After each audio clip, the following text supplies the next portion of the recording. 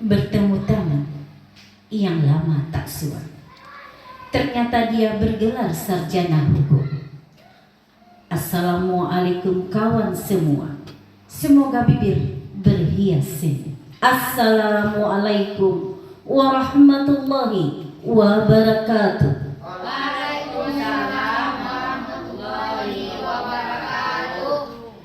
Duduk meja sambil makan. Pemandangannya hutan ilalang.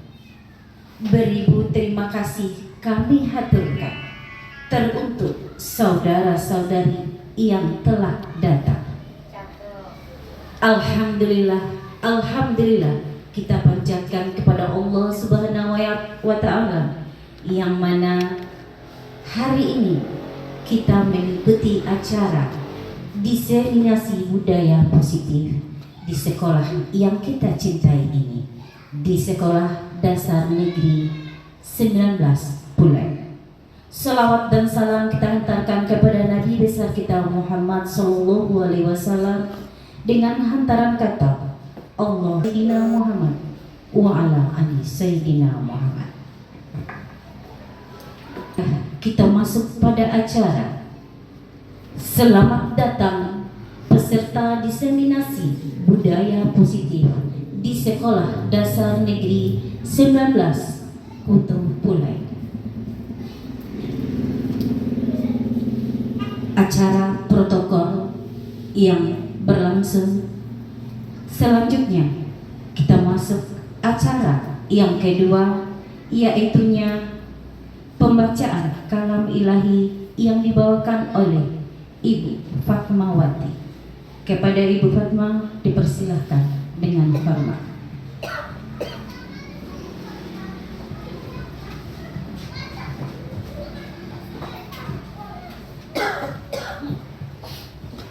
Assalamualaikum warahmatullahi wabarakatuh.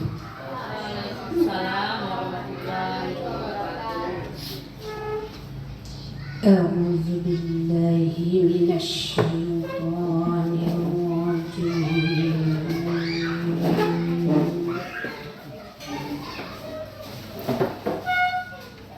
Bismillahirrahmanirrahim.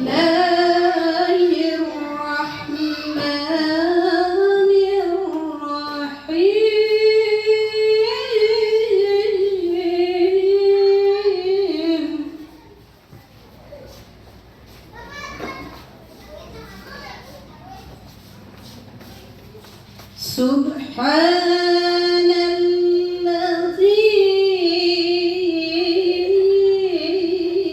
asra bi'abdihi laylan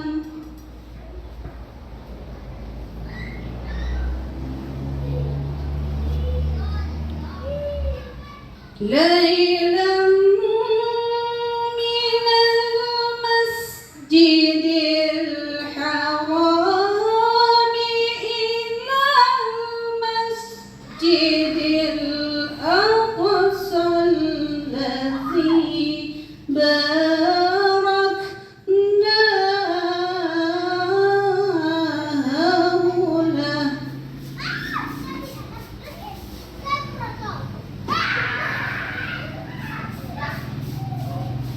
الذي باركنا حوله لنريه من آياتنا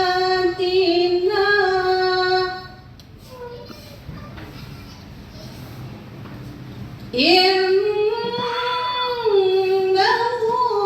هو السميع البصير.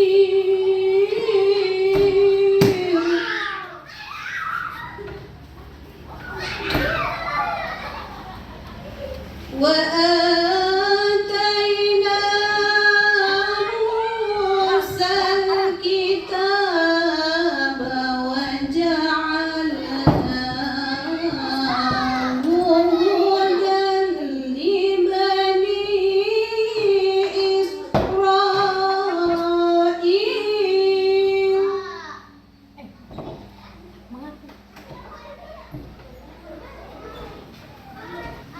وجعلناه هدى لبني إسرائيل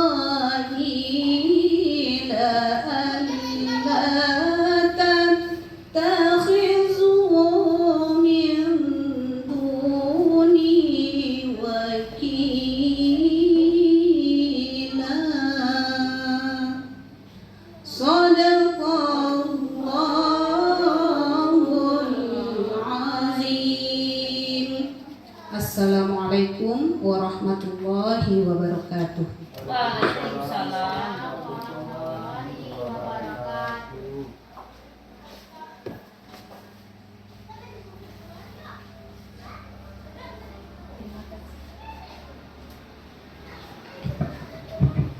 Terima kasih kepada Ibu Fatma. Semoga apa yang kita dengar, ayat-ayat yang kita dengar tadi menjadi amalan bagi kita semua. Amin amin ya rabbal alamin. Acara selanjutnya sepatah kata yang disampaikan oleh Ibu Kepala Sekolah SDN 19 Kota Bulai kepada Ibu Epi Hartati SPD, kami persilahkan.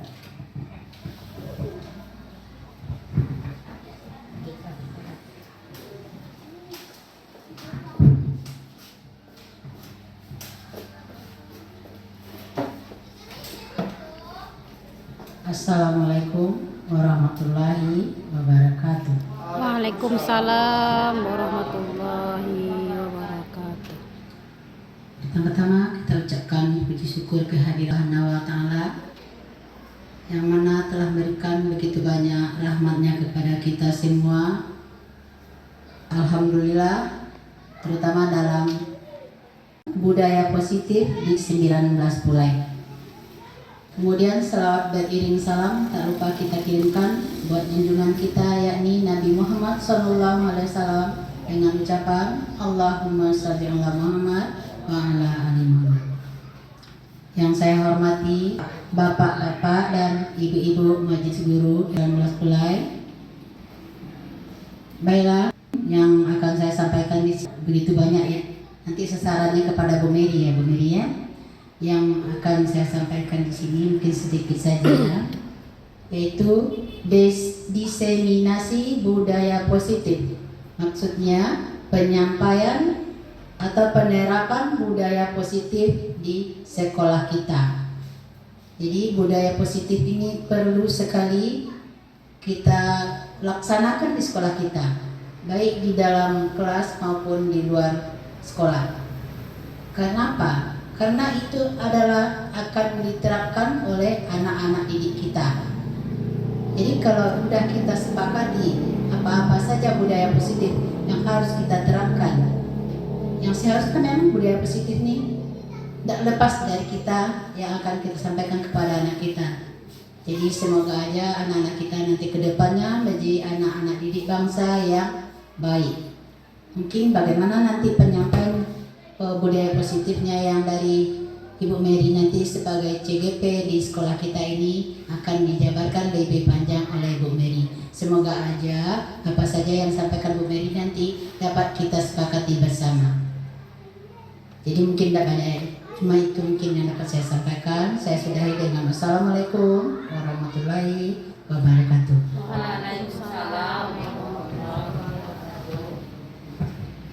Terima kasih kepada Ibu Kepala Sekolah SDN 19 Bulai yang telah menyampaikan sepatah dua patah kata dalam acara diseminasi budaya positif di SDN 19 Kota Bulai. Acara selanjutnya pembacaan doa yang dibacakan oleh Bapak Fauzi. Kepada Bapak Fauzi kita persilahkan dengan hormat.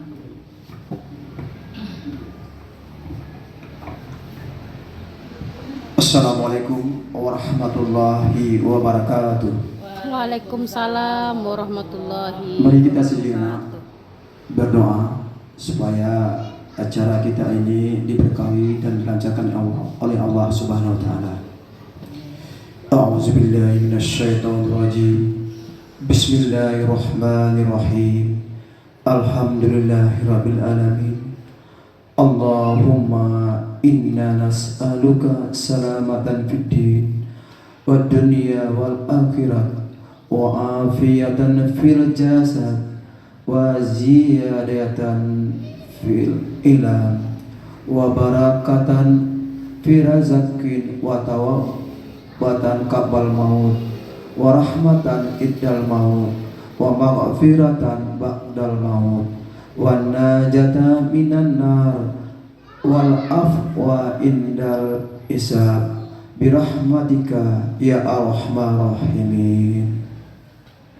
Ya Allah, ya Maha Kuasa, kami mohon kepadamu agar kegiatan budaya disinatif, agar kegiatan budaya positif yang kami laksanakan pada hari ini mendatangkan manfaat tidak hanya untuk membangun komunikasi dalam pelestarian budaya, menggali kreativitas dan menciptakan budaya positif, edukasi untuk menyatukan komunitas di dalam masyarakat. Tapi lebih dari itu semua, kami berharap agar manfaat untuk membangun kemitraan antar sesama. Semua itu tidak mungkin terwujud tanpa iradahmu ya Allah. Ya Allah yang maha, hanya kepadamu kami memohon pertolongan dan hanya kepadamu kami berharap. Kabulkanlah doa dan permintaan kami. Rabbana atina fid dunya wa fil akhirati hasanah wa qina azabannar walhamdulillahi rabbil alamin.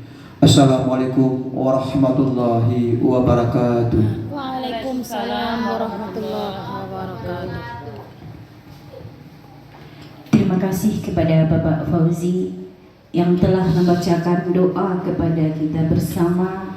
Semoga dengan doa-doa tadi acara yang akan kita ikuti berjalan dengan baik. Baiklah, untuk itu kita akan masuk pada acara intinya, yaitu acara diseminasi budaya positif di SDN 19 Bulai. Kepada Ibu Mary kami persilahkan dengan hormat. Air beriak tanda tak dalam, air tenang seperti berlian.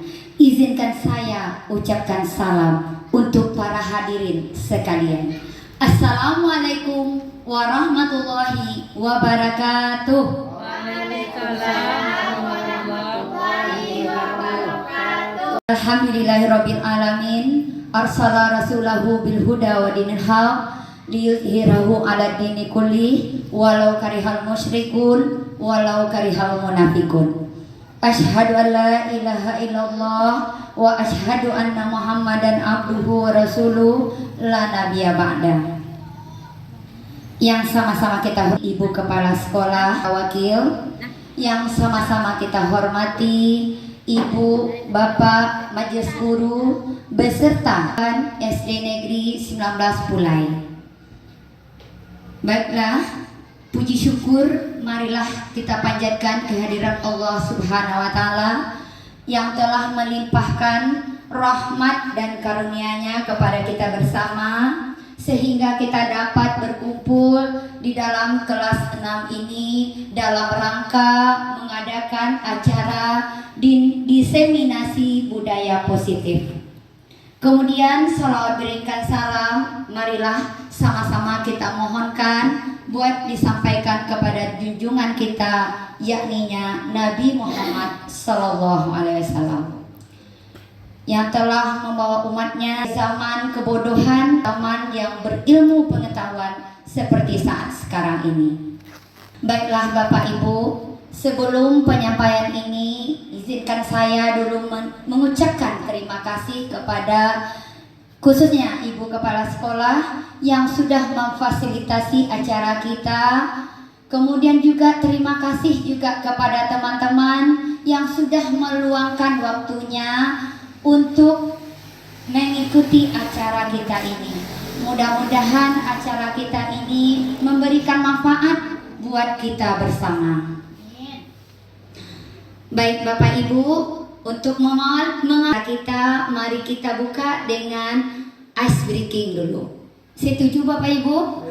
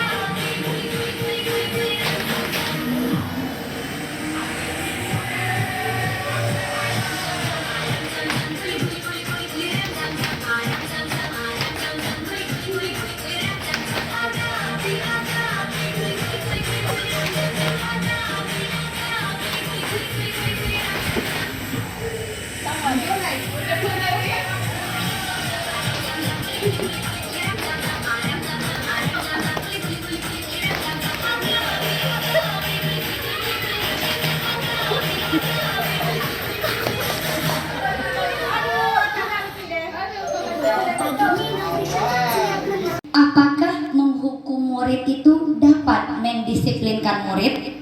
Coba angkat tangan ibu-ibu yang setuju dengan pernyataan nomor 1. Ada yang setuju? Iya, terima kasih Ibu. Kita pendam dulu apakah betul atau tidaknya, jawab di akhir. Kemudian yang kedua, apakah pemberian reward itu dapat meningkatkan prestasi murid? Gimana? Ibu-ibu yang setuju tolong angkat tangannya. Iya, terima kasih. Kemudian yang ketiga, apakah guru harus selalu memberi solusi setiap murid bermasalah? Setuju? Iya, terima kasih Ibu. Yang keempat, apakah guru berfungsi sebagai teman? Iya, oke. Kita simpan dulu jawabannya.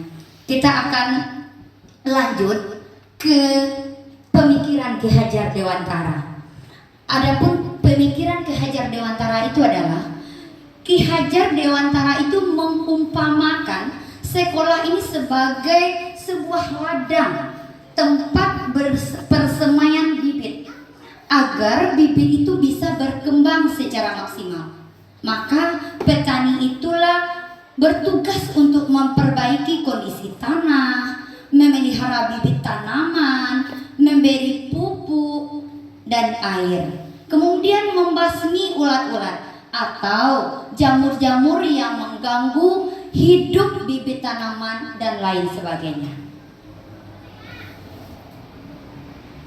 Kemudian dari uraian itu dapat kita pahami bahwa sekolah itu diberatkan sebagai tanah. Kita yang mencetak murid itu, mau kita apakan anak ini? Ya, kita mau kita apakan murid kita? Apakah kita menjadi guru yang akan mengusahakan sekolah itu menyenangkan? Kemudian kita akan menjaga murid kita, kemudian melindungi murid kita dari hal-hal yang tidak baik. Kemudian dengan demikian tujuan kita adalah karakter murid. Jadi yang tujuan kita adalah bagaimana karakter murid itu tumbuh sesuai dengan profil pelajar Pancasila. Kemudian apa itu budaya positif? Budaya positif itu guru berperan dalam mewujudkan terbentuknya keyakinan sekolah. Kalau untuk kepala sekolah adalah keyakinan sekolah. Kalau untuk kita adalah keyakinan kelas. Dengan adanya kesepakatan antara guru dan murid. Kalau untuk sekolah adanya kesepakatan dari kepala sekolah dengan guru. Itu adalah yang dimaksud dengan budaya positif. Kemudian apa saja konsep intinya budaya positif ini? Yang pertama, perubahan paradigma belajar. Yang kedua, disiplin positif. Yang ketiga, nilai-nilai kebajikan. Yang keempat, kebutuhan dasar manusia. Yang kelima, motivasi perilaku manusia. Yang keenam, posisi kontrol guru. Yang ketujuh, keyakinan kelas. Yang terakhir, segitiga restitusi. Kita mulai dari pembelajaran dengan paradigma baru. Bagaimana pembelajaran dengan paradigma baru ini? Pembelajaran dengan paradigma baru itu pembelajaran yang dirancang berdasarkan prinsip pembelajaran berdiferensiasi. Mungkin ibu bapak juga sudah mendengar ya apa pembelajaran diferensiasi itu. Sehingga para peserta didik itu sesuai kebutuhannya berdasarkan tahap perkembangan sesuai psikologi modern untuk mewujudkan profil pelajar Pancasila. Sudah sama-sama kita ketahui bahwasanya kita mengajar murid itu harus kita tahu dulu bagaimana minat, bagaimana bakat, dan bagaimana gaya belajar dari murid kita ini. Sedikit saya jelaskan Bapak Ibu, selama ini kita miskonsepsi tentang pembelajaran berdiferensiasi. Pembelajaran berdiferensiasi di sini bukan lagi kita kotak-kotakkan siswa ini. Oh, ini yang audio kita kelompokkan audio, ini visual kita kelompokkan visual, kinestetik kita kelompokkan, bukan seperti itu. Tapi bagaimana kita merancang pembelajaran itu, anak yang ketiga itu bisa kita memberikan pembelajaran sekaligus kepadanya dengan konten-konten yang beragam. Itu dia yang pembelajaran diferensiasi. Baik Bapak Ibu, kita lanjutkan. Miskonsepsi tentang teori kontrol. Ini Bapak Ibu, kita lanjutkan. Bagaimana kita mengubah paradigma stimulus respon ke pendekatan kontrol. Adapun stimulus responnya, realitas kehidupan kebutuhan kita sama. Bagaimana Bapak Ibu? Apakah kebutuhan kita sama? Tidak. Apakah kebutuhan murid kita sama? Tidak. Jadi bagaimana teori kontrolnya? Kebutuhan kita berbeda. Belum tentu misalnya bagi anak kita yang A, dia butuh mendengarkan video, yang lain butuh menyanyi. Jadi masing-masing murid itu memiliki kebutuhan yang berbeda. Yang kedua, semua orang melihat hal yang sama. Ini juga sesuatu yang salah. Bagaimana teori kontrolnya? Setiap orang memiliki gambaran yang berbeda. Ya, nanti bisa juga kita buktikan dengan melihatkan gambar ya Ibu. Pasti setiap orang itu berbeda. Dari cara kita menilai orang saja pasti berbeda. Menurut Ibu baik, Mary misalnya agak gimana lah orangnya ya? Baik. Atau sama besar mungkin agak ongas, bisa jadi ya, bisa jadi. Jadi penilaian itu berbeda-beda. Ya ibu-ibu ya. Ibu bapaknya? Oh iya, izin salat ya. Oke, kita lanjutkan. Bagaimana kita mencoba mengubah orang agar berpandangan sama dengan kita? Mungkinkah ibu-ibu? Tidak. Bagaimana teori kontrolnya? Kita berusaha memahami pandangan orang lain tentang dunia. Jadi kita di sini diminta untuk memahami. Kemudian stimulus respon yang berikutnya, perilaku buruk dilihat sebagai suatu kesalahan. Itu salah. Bagaimana yang betul? Semua perilaku memiliki tujuan. Nanti kita lihat contohnya. Jadi ketika nanti murid kita melakukan kesalahan, kita jangan cap dia salah dulu. Kita tanya, apa tujuannya? Apa alasannya? Ya Ibu-ibu. Kemudian orang lain bisa mengontrol saya. Apakah bisa orang mengontrol kita? Tidak. Terkadang dengan diri kita sendiri saja kita bisa lepas kontrol. Ya Ibu? Iya. Kemudian bagaimana teori kontrolnya? Hanya Anda yang bisa mengontrol diri Anda. Jadi orang yang hebat itu adalah orang yang bisa mengontrol dirinya. Bagaimana dia saat dia beremosi, dia bisa mengontrol, memendam rasa amarahnya. Karena amarah itu adalah itu biasa ya Ibu. Itu adalah manusiawi. Tapi bagaimana kita mengontrol supaya kita bisa menahan marah? Itu yang perlu kita kuasai diri kita. Iya Ibu. Di sini kita bisa merese-rese Ibu ya, merese-rese menilai diri kita. Oh iya, salah kita selama ini. Tidak tertutup kemungkinan saya juga Bu Baik yang sudah ikut pembelajaran ini. Kemudian bagaimana pemaksaan ada pada saat bujukan gagal, itu juga salah. Kemudian bagaimana yang betulnya? Kolaborasi dan konsensus menciptakan pilihan-pilihan baru. Artinya di sini kita bekerja sama dengan, misalnya kalau ada murid bermasalah, kita ciptakan pilihan-pilihan baru. Kita beri dia kebebasan apa yang diinginkan oleh murid kita itu. Terkadang kita lupa, kita guru ini adalah kadang-kadang manusia yang egois. Selama ini rasanya ya Bu, saya ini bukan menuduh ibu-ibu di sini. Ibu-ibu sini sudah baik-baik ya. Tapi saya di sini menilai diri. Terkadang kita orangnya suka memaksa gitu. Ya, tidak yang sesuai dengan keinginan murid, sesuai keinginan kita. Ini yang salah. Kemudian model berpikir menang dan kalah. Itu juga pemikiran yang salah. Bagaimana yang benarnya? Model berpikir menang. Itu dia. Jadi tidak ada di sini kalah dan menang.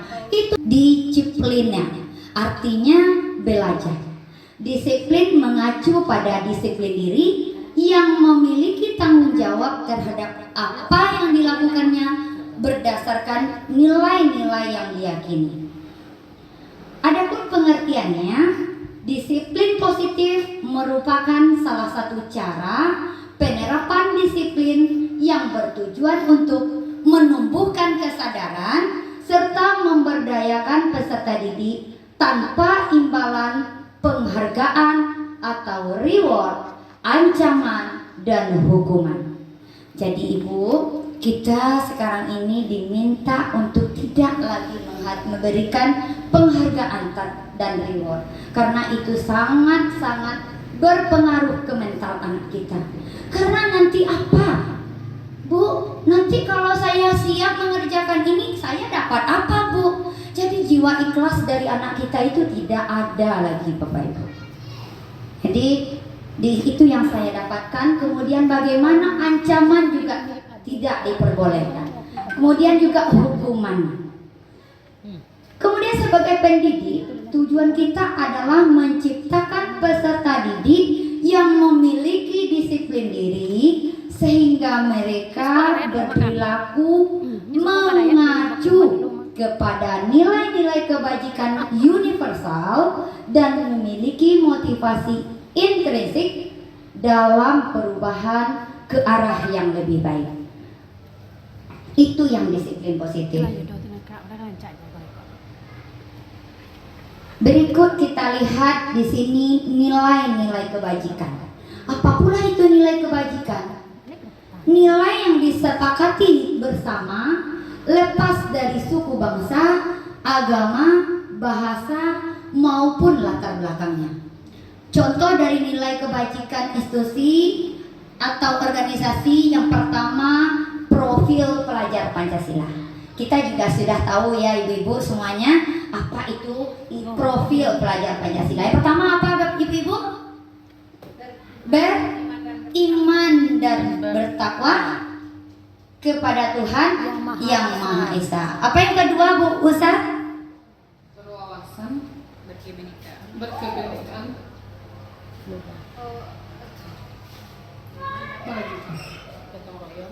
Gotong royong. Iya, bagus sekali Bu Sar. Gotong royong. Kemudian apa lagi? Bu Fatma? Berkebinekaan global. Iya, berkebinekaan global. Apalagi Bu Eza? Mandiri. Mandiri, iya. Apalagi lanjut Bu Dewi? Kreatif. Iya, kreatif. Apalagi Bu Leni? Profil pelajar Pancasila.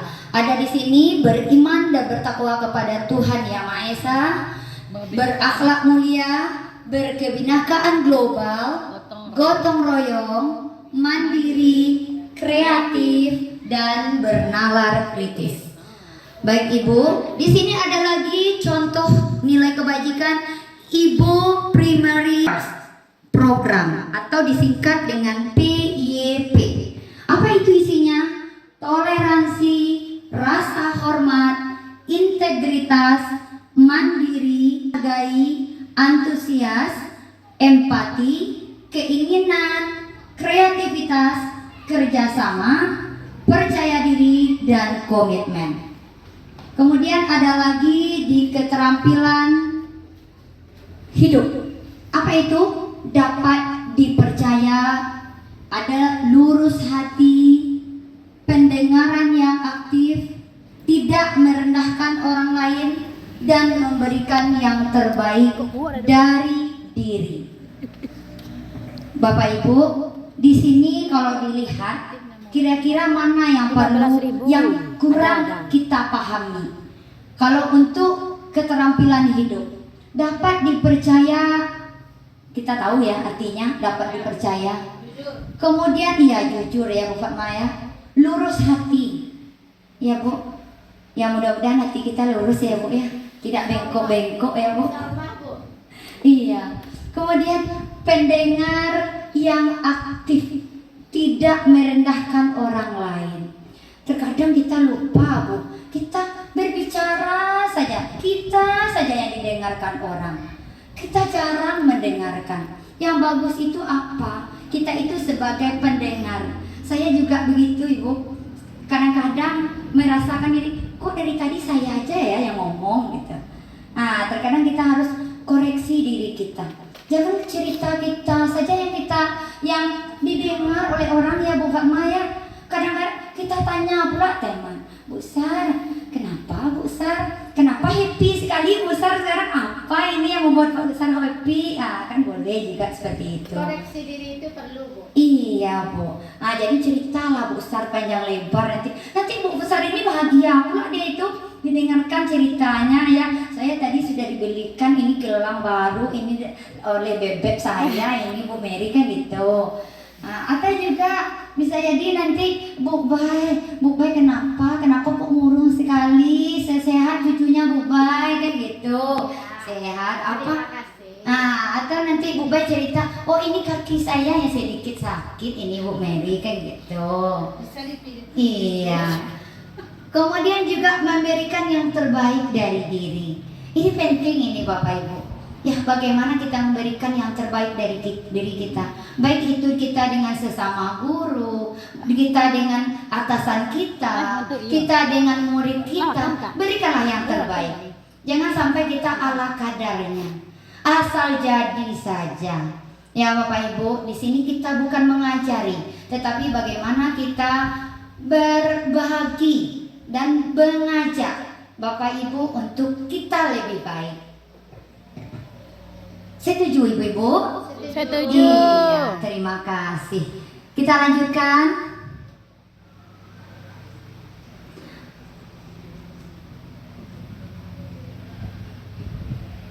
Ini dia kebutuhan dasar manusia.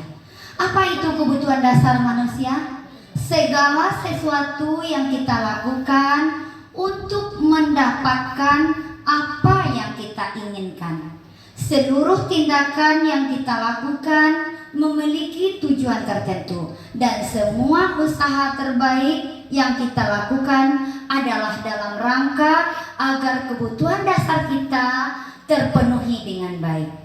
Apa itu kebutuhan dasar? Nah, kita lihat di sini. Ini dia. Yang pertama, bertahan hidup. Ini saya mau tanya, ini ibu-ibu sudah makan apa belum semuanya nih? Belum, kalau siang belum ya. Kalau pagi tadi sudah, Bu? Sudah. Istirahat tadi sudah, Bu? Alhamdulillah. Makanya ibu-ibu dilihat di sini segar-segar semua ya, karena sudah makan. Ini merupakan salah satu kebutuhan dasar kita untuk bertahan hidup. Kemudian pakaian. Saya lihat di sini ibu-ibu cantik-cantik semuanya ya, karena ini pakaian termasuk adalah kebutuhan untuk bertahan hidup. Kalau kita tidak ada pakaian, tentu kita akan masuk angin. Iya. Kemudian tempat tinggal. Alhamdulillah kita sudah punya juga tempat tinggal. Kemudian keamanan. Sekarang saya tanya, Bapak Ibu semuanya di sini merasa aman enggak? Aman. Aman, alhamdulillah. Berarti ibu kepala sekolahnya sudah berhasil menciptakan budaya positif bagi kita. Di sini saya lihat teman-teman sudah bahagia semuanya. Kemudian juga kesehatan. Ibu dan bapak semuanya ada sehat. Iya, apa kabar Bapak Ibu semuanya? Alhamdulillah, luar biasa, tetap semangat. Allahu Akbar. Iya, luar biasa. Ternyata ibu-ibu, bapak guru SD 19 Pulau ini semangat semuanya, karena sehat-sehat ya. Kemudian kita lanjutkan. Lagi batuk. Kasih sayang dan rasa diterima. Ibu-ibu ini siapa yang tidak butuh kasih sayang? Tunjuk tangan. Ada yang tidak butuh kasih sayang? Butuh semua, Bu. Oh, butuh semua. Ya, apa saja itu rasa diterima.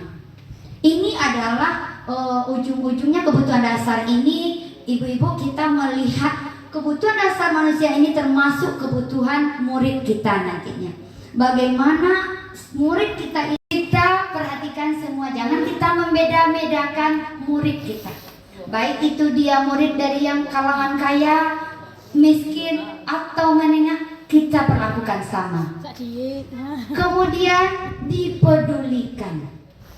Saya yakin ibu-ibu semua, kalau seandainya ada yang tidak ditegur oleh ibu kepala sekolah, saya yakin tidak nyaman. Benar nggak ibu? Ya. Atau saya? Tidak saya tegur-tegur ibu, mungkin tidak nyaman. Iya bu? Benar nih bu, baik. Oke, jadi kita harus dan dipedulikan. Ya, Bu Dewi? Ya Bu Dewi ya. Iya. Kemudian apa lagi? Butuh berbagi. Saya tidak ngomong sehari ini tidak sanggup Bu, karena saya butuh berbagi. Sama, Bu. Iya, butuh berbagi dengan ibu-ibu semuanya. Kecuali Sari Ya Bu Abang. Esa ya.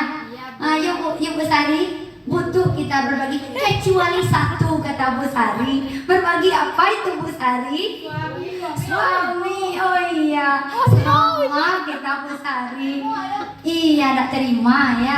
Ya, jadi rupanya kita butuh berbagi. Kecuali satu bagi kaum ibu-ibu, berbagi suami. Saya juga tidak. Ibu bapak, nampaknya ibu-ibu banyak yang mulai mengantuk ya. Kita ice breaking dulu ya. Kita mohon untuk berdiri semuanya, ibu semuanya. Boleh ini ke depan?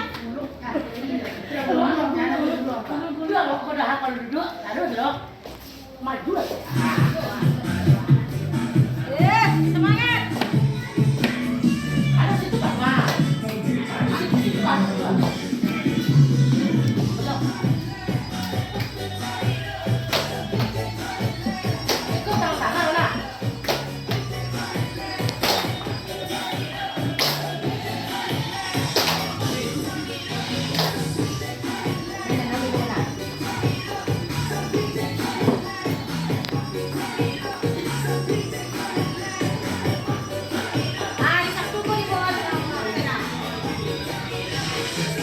Tisu satu apa?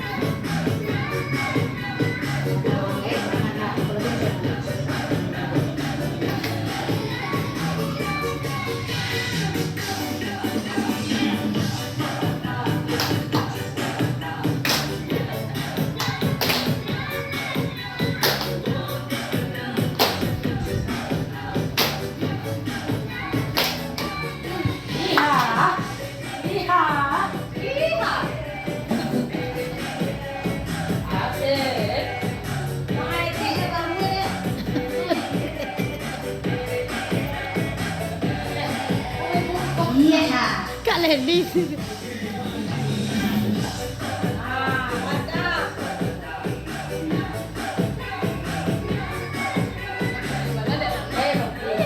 Yang ketujuh nana acara.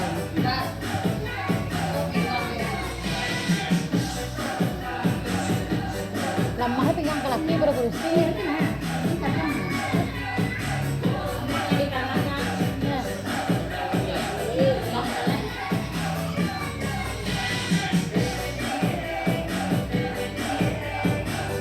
Bencong wale.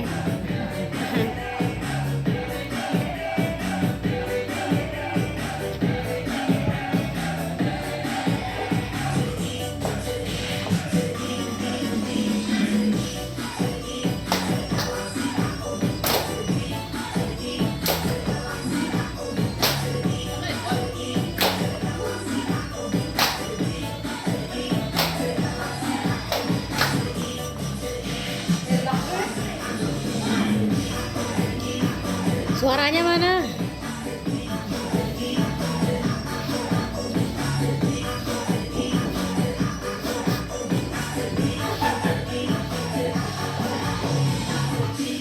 Terima kasih.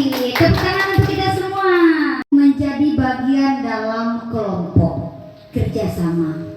Ini sangat penting sekali, Bapak Ibu semuanya, kerjasama. Kalau tidak kerjasama, Bapak Ibu dengan saya, mungkin saya tidak bisa berdiri di depan ini.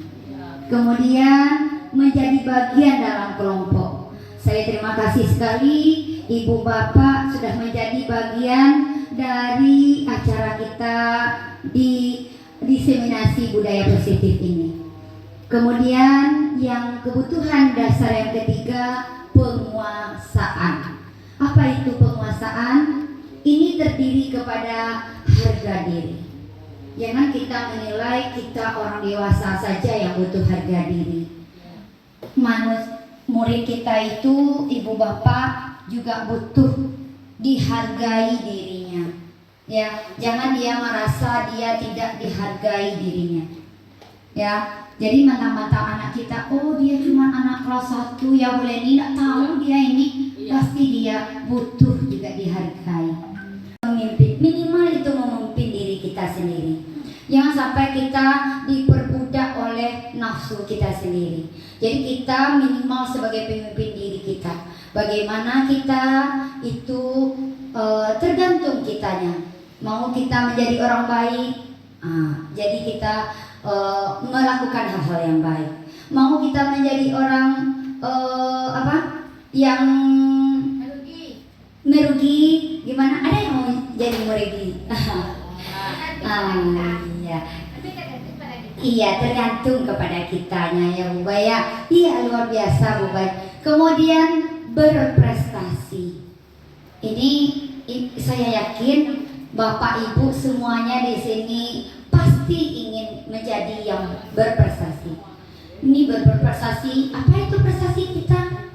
Prestasi kita menjadi ibu yang terbaik untuk anak-anak kita. Ya nak ibu-ibu? Ya. Mau nak kita berprestasi? Jangan berprestasi luar dulu, di dalam dulu kita lihat apakah kita sudah berprestasi untuk anak kita. Ya, kalau misalnya anak kita tidak bisa lepas jauh dari kita, itu berarti kita sudah berprestasi. Ya, jadi kita jangan berprestasi itu membayangkannya ikut ini, enggak. Ya, berprestasi itu minimal di rumah kita. Kita menjadi istri yang berprestasi. Kita menjadi guru yang berprestasi. Murid senang saja belajar dengan kita, itu sudah berprestasi itu Ibu. Ya. Kemudian diakui. Ya, kita juga butuh pengakuan. Butuh diakui. Kemudian didengar. Kemudian apa lagi kebutuhan kita? Kebebasan. Di sini yang pertama mandiri. Kita beri kebebasan. Jangan sampai kita seperti guru-guru kita di zaman dahulu. Anak ibu duduk dengan tenang, siap tangan di atas meja. Tidak ada lagi seperti itu. Ya Ibu, anak kita di sini disuruh mandiri. Mandiri bagaimana? Mandiri untuk melihat materi, untuk menguasai materi. Bagaimana caranya? Kita berilah dia bahan-bahan atau konten-konten yang bisa membuat dia mandiri untuk menguasai tersebut. Karena pembelajaran di sini, pembelajaran dalam kurikulum Merdeka itu adalah apa? Student center atau murid sebagai pusatnya, bukan teacher center lagi. Kemudian memiliki pilihan. Ya, itu kita bebas memilih. Kita mau menjadi guru apa? Guru ini banyak juga macamnya. Ada yang guru, ya Bu. Ada dosen saya dulu mengatakan katanya guru itu banyak. Ada yang sebagai guru katanya guru itu apa itu? Ya, kerjaannya bagaimana? Mencari ibu setiap hari. Itu Ibu. Ada lagi apa Bu Sar?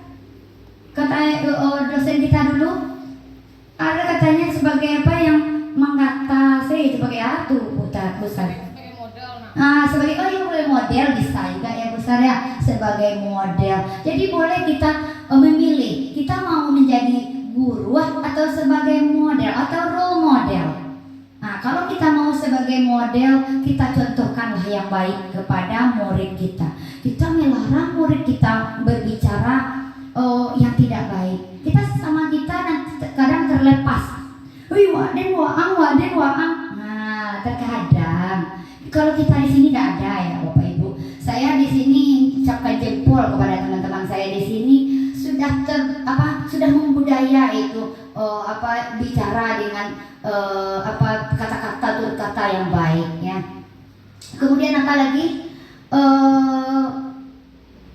Kebebasan untuk mencoba hal baru. Ini lumrah ini. Tidak kita saja yang dewasa, anak-anak itu, tidak anak kita aja, yang kita dewasa saja kalau ada yang baru pasti kita gini aja. Kemarin Boba beli HP baru, gini aja HP-nya, tangannya di HP. Jadi itu buktinya bahwasanya kita itu pengen mencoba hal baru, ya. Ada juga misalnya kita baru dibelikan apa ya? Misalnya apa Bobai? Misalnya baru dibelikan apa? Misalnya Abu Fatmah? Sepatu baru. Sepatu baru. Kalau pakai sepatu baru, giko gitu. Iya, pengen itu aja ya. Kalau cincin baru, kalau besar ya. Anak ibu, tolong ini satu akan ya gitu ya. Itu contohnya. Jadi mencoba hal baru ya. Kemudian apa lagi? Mampu mengendalikan arah dirinya. Ini wajib ini ya Bu. Itu kebutuhan dasar kita, mampu mengendalikan arah diri kita. Kemudian kesenangan. Siapa di sini yang tidak butuh senang ini? Ada kita di sini yang tidak butuh senang Bu? Butuh semua lah. Semuanya. Senangan loh. Iya, kita begitu senang. Murid kita belajar di sekolah, datang ke sekolah, dia butuh senang Bu. Jangan kita saja yang butuh senang, kita melupakan si ekstrinsik. Kalau dari luar, motivasi perilaku manusia itu untuk menghindari nyamanan atau hukuman. Jadi dia menghindari ketidaknyamanan atau hukuman. Itu kodrat manusia. Kalau dia kucing saja, kalau dia tidak nyaman di rumah kita, pasti dia pindah ke rumah tetangga. Benar enggak, Bu? Ya, begitu juga. Ya, enggak saya lanjutkan ya. Kemudian lanjut. Untuk mendapatkan imbalan atau penghargaan dari orang lain.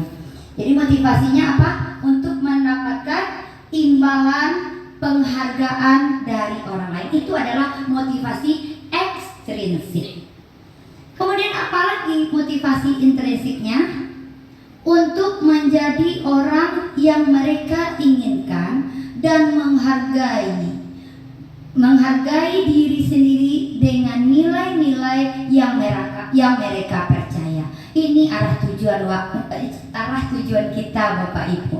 Bagaimana kita memunculkan motivasi intrinsik pada diri murid kita. Baik Bapak Ibu, kita lanjutkan. Ini terkadang kita kurang paham ya, apa itu hukuman, konsekuensi, restitusi. Apa sih bedanya? Terkadang kita menganggap hukuman itu sama dengan konsekuensi. Ternyata berbeda ya Ibu-Ibu. Apa itu hukuman? Tidak terencana, tiba-tiba. Ya. Kemudian apa lagi? Murid tidak tahu apa yang terjadi atau tidak dilibatkan. Kemudian yang ketiga bersifat satu arah. Yang keempat berupa hukuman fisik atau psikis. Itu dia yang hukuman. Itu kriteria hukuman. Kemudian apa itu konsekuensi? Terencana atau disepakati. Kemudian murid tetap dibuat tidak nyaman. Kemudian apalagi? Sikap guru selalu memonitor murid. Apa pula itu restitusi? Kalau restitusi adalah proses menciptakan kondisi bagi murid untuk memperbaiki kesalahannya. Itu yang restitusi. Kita beri kesempatan kepada murid untuk memperbaiki kesalahannya. Kemudian apalagi? Proses kolaboratif yang mengajarkan murid untuk mencari solusi sendiri masalah atau tindakan yang dia timbulkan. Mari kita kira-kira sudah tahu bedanya ya Bu ya? Apa beda hukuman, konsekuensi, dan restitusi. Kita lihat di sini. Bagaimana pula posisi kontrol kita seorang guru? Kita seorang guru ada 5 posisi kontrol kita di sini. Ada sebagai penghukum, ada sebagai pembuat rasa bersalah, ada sebagai teman, ada sebagai pemantau, dan ada sebagai manajer. Kira-kira kita di posisi mana? Nanti kita lihat di sini ya Ibu-ibu. Ini ada kasus. Ada kasus murid terlambat datang di sekolah. Kalau Bapak Ibu ada murid yang terlambat datang ke sekolah, selama ini kita bagaimana sikap kita? Kita beri hukuman. Iya gitu Bu? Enggak Bu? Enggak, kalau terlalu sering iya ya Bu ya. Ya, ini kata-kata kita Bu. Apa yang dikatakan hukuman? Apakah tindakan yang kita katakan hukuman? Ini saja yang kita sampaikan. Terlambat lagi, pasti terlambat lagi. Selalu datang terlambat. Kapan sih bisa kamu tidak datang terlambat? Itu sudah merupakan hukuman. Ternyata begitu dahsyatnya kata-kata kita ini. Jadi jangan kita menganggap kita melulu menyuruh anak kita ambil sampah, membersihkan WC, itu saja yang hukuman. Ternyata tidak. Kita mengucapkan ini saja, kita sudah menghukum namanya itu. Kemudian bagaimana lagi posisi kita yang kedua? Ini tunggu sebelumnya. Bagaimana hasilnya kalau kita itu menjadi penghukum, hasilnya murid itu akan memberontak. Jangan nanti kita heran, itu membangkang senyum kecian. Bukan itu, Bu. Itu yang saya sampaikan tadi sudah merupakan uji gitu. Sudah diteliti bahwasanya ketika kita menghukum murid kita akan menjadi pemberontak. Besarnya nanti akan memberontak. Ketika kita merasakan diri kita sering memberontak, berarti kita dulu sering kena hukum. Ya ibu-ibu. Jadi nanti kita ketika kita menjadi penghukum, murid kita akan mempendendam. Bagaimana lagi menyalahkan orang lain? Terkadang kita yang salah, kita cari-cari kesalahan orang. Itu nanti produk yang akan kita hasilkan. Jadi bagaimana di sini kita menjauhkan diri kita jadi dari posisi kontrol penghukum ini. Kemudian apa dampaknya bagi murid kita itu? Dia akan berperilaku menjadi lebih agresif. Nah, jadi jangan kita salahkan di anak-anak kini yo. Baalah nyoko bisa mode itu heran loh, entah lagi makannya. Jangan seperti itu. Kita cross check diri kita ibu. Kita cross check diri kita, di mana ya salah kita, di mana ya salah saya. Itu. Kita sekarang ini merefleksi diri kita ya ibu-ibu. Kemudian kita lanjutkan. Masih dalam kasus yang sama, kita mengapa? Misalnya namanya Adi. Adi, kamu ini bagaimana ya? Kamu sudah berjanji dengan ibu, tidak akan terlambat lagi. Kamu kenapa ya senang sekali mengecewakan ibu? Ibu benar-benar kecewa sekali samamu Adi. Ini sebagai apa kita posisi kontrolnya ibu? Sebagai pembuat rasa bersalah. Ini juga fatal akibatnya. Kalau kita lihat dari segi hasil dan dampaknya, bagaimana anak kita itu? Dia nanti akan menjemunyikan. Bisa jadi nyoba komando-mando. Tuh Mary, mando aja lu. Kan gitu misalnya dia terlambat kan. Kemudian apa lagi? Menyangkal. Buat terlambat jadi yuk. Enggak bu, nah dua terlambat dah bu. Jadi anak kita akan berbohong dia. Ini hasilnya ibu. Kalau kita melakukan mengeluarkan kata-kata tadi, apalagi dampaknya rendah diri. Jadi itu dampak. Ya benar-benar dahsyat dampaknya ibu. Rendah diri. Jadi kalau kita merasa kita itu sering merasakan rendah diri, mungkin kita dulu sering diceramahin seperti itu oleh mama kita, oleh guru kita. Ya, jadi ternyata posisi kontrol pembuat merasa bersalah itu dampaknya merasa gagal dan tidak berharga. Kalau misalnya murid kita itu dia merasa gagal dan tidak berharga, sukseskah dia nanti bu? Pasti tidak. Tidak mungkin lagi, tetapi pasti tidak ya bu. Dia saja sudah rendah diri, nak mau lagi tampil di depan umum.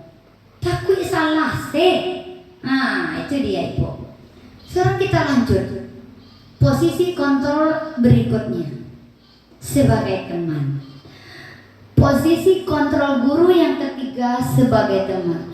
Adi, ayolah nak, bagaimana sih kamu? Kemarin kamu sudah berjanji ke ibu. Kenapa tidak terlambat lagi sambil tertawa ringan ya? Ya, sudah tidak apa-apa. Lain kali jangan sampai terlambat lagi ya. Jangan berbuat seperti itu lagi ya. Jadi kita katanya kita memahami anak, kita memahami murid, kata kita. Tetapi ketika kita menyampaikan, kamu kemarin sudah janji sama ibu tidak terlambat lagi, sambil tertawa kita kan, ya sudah, tidak apa-apa, lain kali jangan berbuat itu lagi ya, kata kita.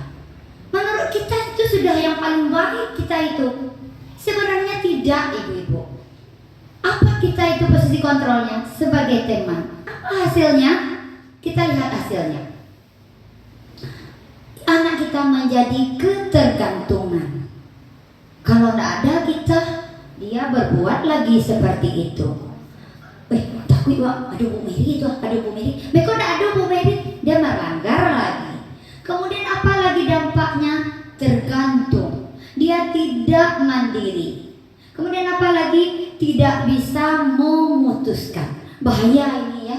Ya Ibu ya, bahaya ini ketika anak kita tidak memutuskan, tidak bisa memutuskan. Ya.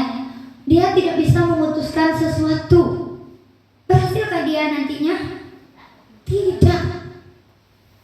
Padahal kita tadi sudah merasa kalau kita itu sudah paling baik ya. Nah, kita lanjutkan. Posisi kontrol yang berikutnya.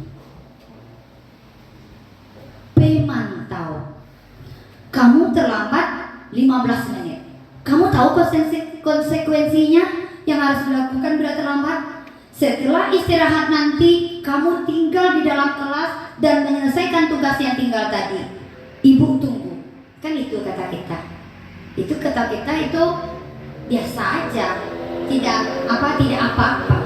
Ternyata di sini posisi kontrol kita yang pemantau ini kita tidak meninggalkannya. Misalnya dia terlambat datang ke dalam kelas setelah istirahat 15 menit. Mungkin karena terasik main, terus kita sudah lanjut memberi tugas. Dia terlambat. Kemudian kita memberi dia tugas. Jangan nanti kamu tak boleh keluar ya sebelum selesai. Kita akan memantau dia. Tidak kita tinggalkan dia. Ini apa efeknya? Hasilnya kita lihat.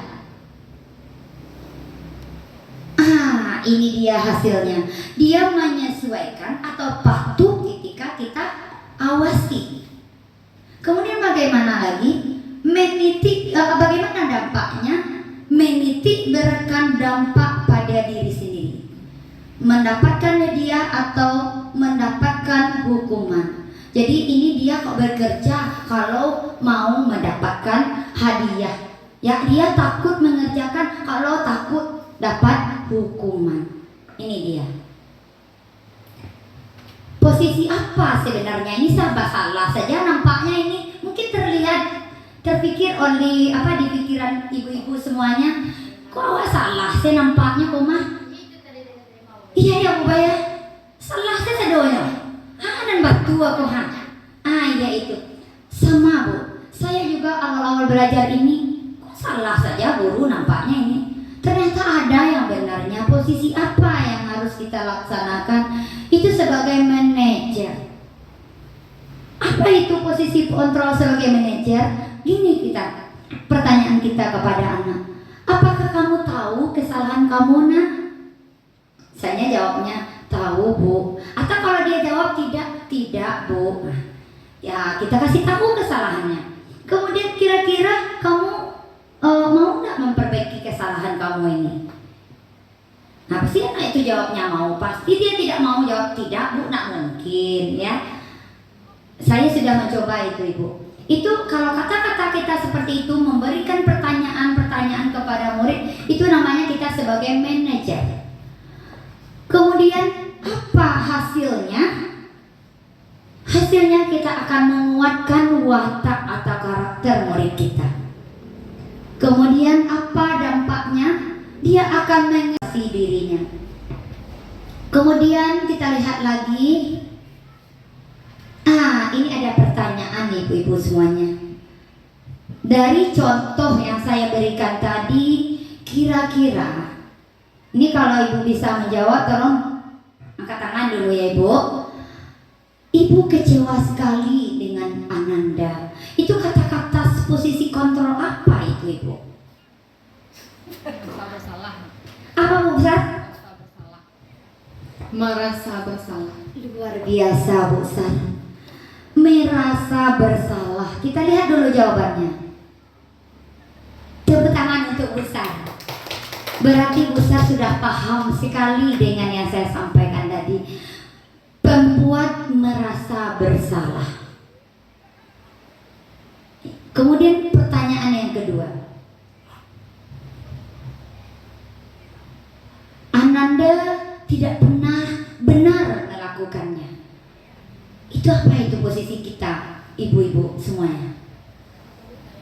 Kalau salah, kita ada benar salah di sini, Bu. Kalau salah, kita bisa memperbaiki bersama. Kalau betul, luar biasa.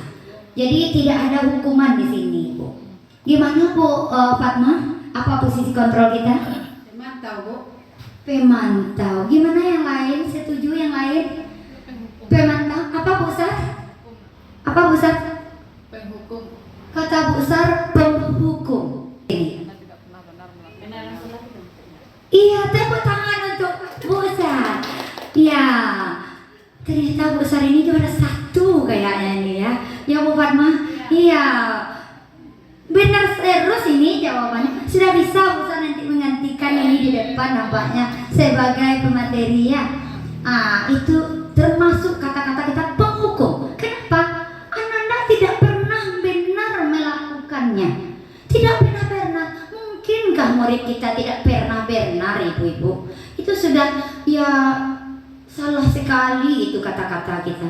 Jadi ketika kita berkata-kata itu, jangan sampai kita mengeluarkan kata-kata yang menghukum murid kita, karena berdampak buruk kepada psikis anak kita. Kemudian pertanyaan yang ketiga,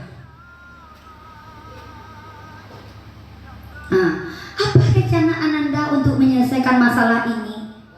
Siapa ini yang bisa menjawab? Sebagai apa Ibu? Bu Dewi? Pemantau. Oh, pemantau. Ada pendapat yang lain? Boleh beda pendapat ya? Manajer, Bu. Oh, manajer. Gimana Bu Bay? Kita lihat dulu kunci jawabannya. Sebagai apakah Bu Bay? Kita posisi kita sini. Tepuk tangan untuk Bu Bay. Jadi posisi kontrol kita di sini adalah sebagai manajer. Karena kita meminta kepada murid kita dulu bagaimana penyelesaian masalah yang dia buat sendiri. Di sini posisi kita sebagai manajer. Kemudian kita lanjutkan. Ayolah, lakukan demi Ibu. Ya, Kira-kira posisi kita sebagai apa? mohon. Ada yang bisa jawab? Memohon. Ayo nak, lakukan demi Ibu.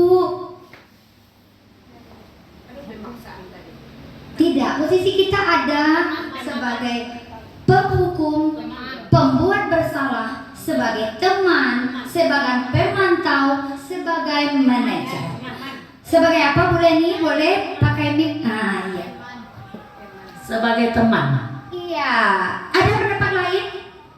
Sepakat kita ini sebagai teman, ibu-ibu semuanya? Iya, kita lihat dulu. Tepuk tangan untuk kita semuanya. Iya, sebagai teman. Ya, kemudian kita lanjutkan posisi kontrol. Apakah aku Ananda tidak pernah mendapat nilai jika tidak mengerjakan tugas ini. Ananda tidak akan pernah mendapatkan nilai jika tidak mengerjakan tugas ini. Kira-kira sebagai apa? Siapa yang bisa menjawab? Boleh Bu Fatma, keraskan suaranya. Hukuman. Sebagai apa Bu? Penghukum. Apa yang? Hukuman. Penghukum. Iya, penghukum. Ada pendapat yang lain? Sepakat kita Bu? Iya, kita lihat kunci jawabannya. Iya, tepuk tangan untuk Bu Fatma. Iya benar. Jadi di sini kita sudah tahu posisi kontrol kita. Berarti materi yang saya sampaikan tadi sudah Ibu serap dengan baik. Alhamdulillah. Kemudian kita lihat lagi keyakinan kelas. Apa sih keyakinan kelas? Kenapa kok keyakinan kelas? Kenapa kok tidak peraturan kelas saja? Sejak dahulu kala, sejak nenek moyang saya sudah ada peraturan kelas. Kenapa tidak peraturan kelas saja? Kira-kira apa jawabannya ibu-ibu? Kenapa kok harus keyakinan kelas? Kenapa kok tidak bukan peraturan kelas saja yang kita terapkan di kelas kita? Siapa yang bisa menjawab kira-kira? Ya boleh Bu Fatma. Apa Bu Fatma? Sebelum karena ditentukan keyakinan kelas itu dibuat kesepakatan terlebih dahulu. Iya. Kalau Prabu Fatma? Kalau peraturan harus ditaati. Iya, itu ya kalau peraturan itu gimana? Sudah ada. Kalau peraturan sudah ada. Ah, iya. Oke, tepuk tangan untuk Bu Fatma ya. Bagus sekali, tepat sekali jawabannya. Jadi keyakinan kelas itu kita sepakati. Malahan kemarin teman-teman rekan-rekan semuanya sudah melakukan keyakinan kelas ini semuanya di kelas. Saya melihat itu, mengintip-intip itu, semua teman saya sebelum belajar dia sudah menanyakan keyakinan kelas dulu. Bagaimana caranya kemarin Ibu? Kita tanyakan kepada murid kita, apa kira-kira keyakinan kelas kita untuk hari ini belajar. Dari siapa keyakinan kelas itu? Dari murid. Kita input dari murid kita. Kemudian bagaimana lagi?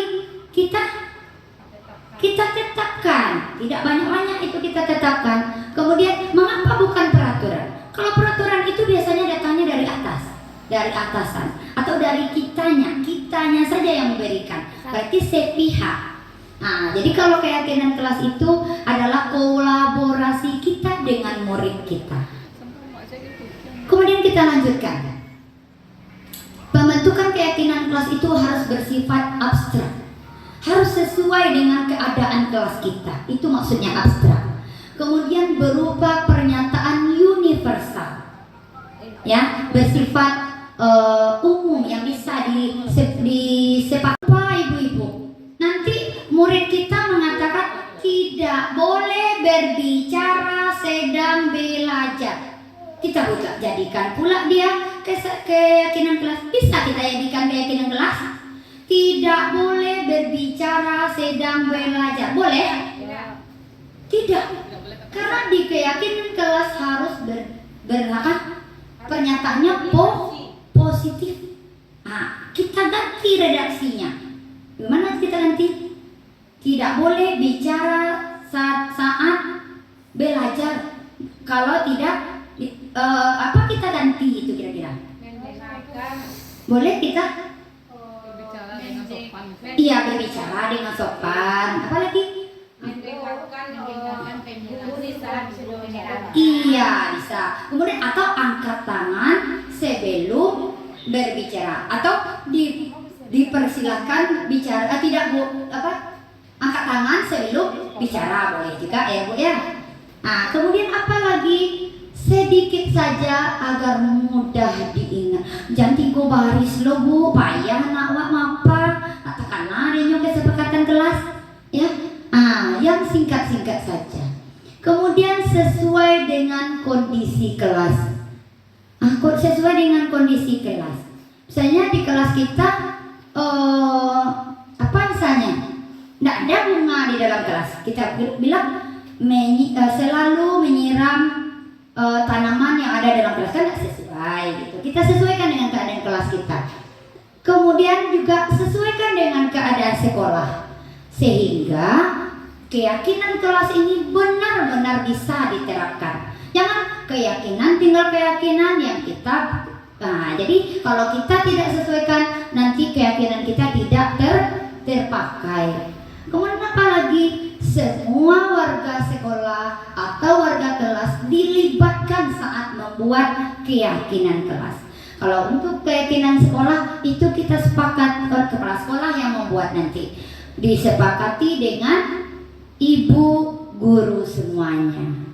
Bu Mary. Iya Ibu. Pembentukan keyakinan kelas ini bukannya nomor 1 berbentuk abstrak, bukannya konkret. Bersifat Konkret. konkret. Ya, Kalau abstrak itu apa itu Bu? Bisa? sudah jelas.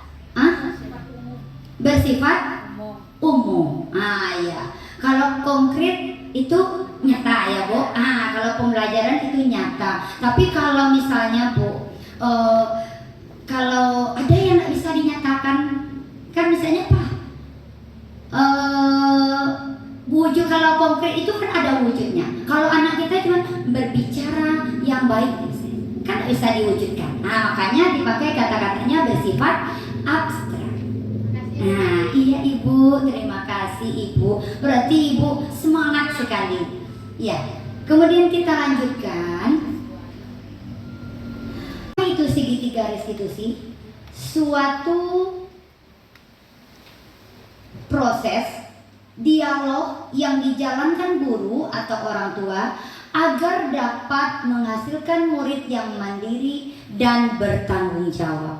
Jadi ini tujuan dari segitiga restitusi ini. Bagaimana kita menjadikan murid kita menjadi pribadi yang mandiri dan bertanggung jawab, karena dia bisa menyelesaikan masalahnya sendiri. Kemudian kita lanjutkan. Ini ada 3 tahap segitiga restitusi. Yang pertama, bagaimana kita menstabilkan identitas. Yang kedua, validasi tindakan yang salah. Yang ketiga, menanyakan keyakinan. Bagaimana kita cara menstabilkan identitas? Di sini ada langkah-langkahnya. Berdasarkan prinsip membuat kesalahan bagian dari proses pembelajaran. Kita katakan kepada murid kita bahwasanya berbuat salah itu adalah suatu yang wajar. Nah, berbuat salah itu wajar. Tidak ada manusia yang sempurna di muka bumi ini. Begitu juga dengan ibu juga sering melakukan kesalahan. Ada melakukan kesalahan. Ibu dan bapak tidak mau mencari siapa yang salah. Tapi ibu di sini mencari solusi. Apa solusi dari permasalahan anak ibu ini? Kemudian anak ibu berhak merasa beginilah, merasa begitulah. Itu kata-kata yang keluar oleh kita. Jadi ketika kata-kata itu keluar dari mulut kita, itu namanya kita sudah menstabilkan identitas anak kita. Kita stabilkan murid kita. Jangan langsung kita, anak ibu itu kerjaan kamu salah itu, jangan seperti itu. Kita stabilkan dulu. Begitulah redaksi kata-katanya ibu. Bisa kita ganti-ganti aja nanti. Kalau misalnya dia sepatunya yang berwarna, kita katakan, anak ibu, setiap orang itu pasti pernah melakukan kesalahan. Anak ibu lihat ada apa? Kira-kira anak ibu ada tak yang salah dari dirinya? Ada bu, katanya. Apa itu? Sepatu saya ini warna putih bu, katanya kan misalnya. Terus ini tahap yang kedua untuk validasi tindakan yang salah. Kamu pasti punya alasan mengapa melakukan hal itu. Padahal kamu bisa melakukan yang lebih baik dari ini ya, atau seperti itu. Atau ada pilihannya lagi, kamu patut bangga karena telah melindungi sesuatu yang penting buatmu. Atau ada lagi kata-katanya, kamu melakukannya karena mempertahankan sesuatu yang penting bagimu. Jadi berbagai permasalahan yang murid kita itu kita validasi tindakannya. Kira-kira apa alasannya dia melakukan itu? Itu maksud dari validasi itu, ibu-ibu semuanya. Kemudian kita lanjutkan menanyakan keyakinan. Kira-kira apa keyakinan kelas kita? Misalnya seperti anak murid kita yang pakai sepatu yang warna-warni tadi. Kira-kira apa keyakinan? Kira-kira yang anak ibu lakukan itu sudah sesuai tak dengan keyakinan kelas? Dijawabnya tidak bu. Apa keyakinan kelas kita? Memakai sepatu hitam bu, katanya misalnya. Itu kita sudah menanyakan keyakinan. Apa keyakinan kelas kita yang kamu langgar itu? Kata kita. Wajib memakai sepatu warna hitam misalnya. Itu kita sudah menanyakan keyakinan. Kemudian atau seperti apa gambaran sebuah kelas yang ideal menurut kamu? Kalau misalnya dia meribut atau bagaimana? Kemudian kamu ingin menjadi orang seperti apa? Gitu. Kemudian kita lanjutkan. Ini dia ibu, penerapan dari segitiga restitusi. Boleh didengarkan? Gimana tadi? Zaki udah istirahat? Udah belajar? Udah. Zaki tahu kenapa dipanggil ke sini? Kenapa itu nah? Iya, jadi semua orang itu pasti sering melakukan kesalahan. Termasuk juga ibu.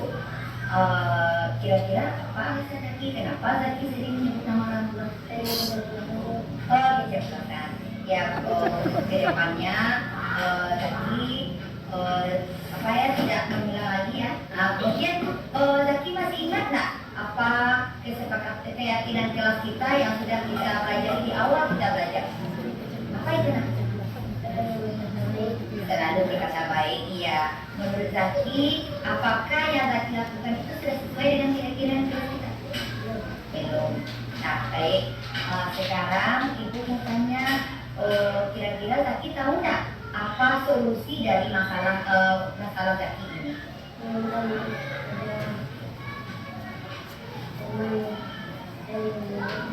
Oke, terus apa lagi nak?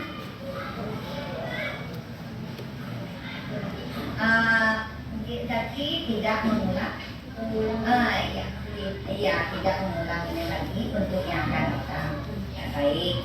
Ibu sangat bangga sekali dengan sama Zaki ya, karena Zaki orangnya bertanggung jawab, mengakui kesalahan. Untuk kedepannya Zaki tidak melakukan kesalahan itu lagi ya Zaki ya. Terima kasih Zaki sudah membantu. Ya, terima kasih ya Zaki boleh istirahat. Mantap kamu ini. Itu kira-kira Ibu contoh penerapan dari segitiga restitusi yang sudah diterapkan. Kita mungkin selama ini tidak sabaran ya Bu, tidak sabaran. Oh mau itu, yonyok, jangan sampai keluar kata-kata kita yang seperti itu. Karena apa? Karena suatu proses itu tidak mudah, tidak semudah membalikkan telapak tangan. Karena apa? Setiap yang kita lakukan itu sekali, 2 kali, 3 kali, mungkin sekali tidak berhasil, 2 kali, mungkin 2 kali tidak berhasil, 3 kali. Ya Ibu, apakah kita sepanyakan keyakinan kelas kita, keyakinan murid kita itu? Itu langkah dari segitiga restitusi. Kita lanjutkan. Dalam penerapan program disiplin positif, hendaknya guru memiliki standar kepribadian, profesional, dan sosial yang baik, di mana guru mampu merefleksi diri dalam posisi kontrol saat ini. Kemudian bagaimana dirinya sebagai among. Apa itu among? Manajer yang menuntun murid-muridnya menjadi insan yang baik, yang mandiri, merdeka, dan bertanggung jawab sesuai dengan standar nasional pendidikan. Bagaimana kita, kalau sekarang ini ibu-ibu sudah menjadi guru yang profesional namanya. Kenapa? Karena sudah tahu bagaimana cara menangani murid yang bermasalah. Nah, bagaimana dengan pertanyaan kita yang pertama tadi? Refleksi diri kita lagi, Ibu. Pertanyaan kita yang di awal tadi.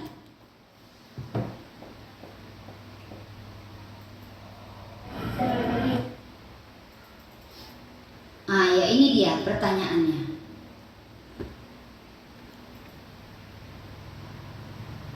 Apakah menghukum murid dapat mendisiplinkan murid? Apa jawabannya Ibu? Tidak. Sepakat kita Bu? Sepakat. Kemudian apakah pemberian reward atau hadiah dapat meningkatkan prestasi murid? Tidak. Kemudian apakah guru harus selalu memberi solusi setiap murid bermasalah? Tidak, harus dari dianya solusinya. Kemudian apakah guru berfungsi sebagai teman? Tidak. Sebagai manajer. Iya. Jadi kita sekarang posisi kontrol kita sebagai manajer. Baik ibu-ibu semuanya, bapak ibu semuanya, saya sebagai yang menyampaikan informasi ini, kalau ada salah dan janggal saya mohon maaf. Terima kasih atas partisipasi ibu semuanya. Saya akhiri dengan wabillahi taufik wal hidayah. Assalamualaikum warahmatullahi wabarakatuh. Waalaikumsalam warahmatullahi wabarakatuh. Oke, tepuk tangannya Bapak Ibu. Iya, terima kasih Bu Mary yang telah memaparkan tentang budaya positif tadi. Mudah-mudahan ini bisa kita terapkan di sekolah kita dan menjadi ajang untuk anak kita menjadi karakter yang lebih baik lagi. Amin amin. Amin amin ya rabbal Oke, alamin. kita tutup acara kita. Jalan-jalan ke Surabaya. Tidak lupa membeli makanan. Demikian acara kita. Jika ada yang salah, mohon dimaafkan. Assalamualaikum warahmatullahi wabarakatuh. Waalaikumsalam warahmatullahi wabarakatuh.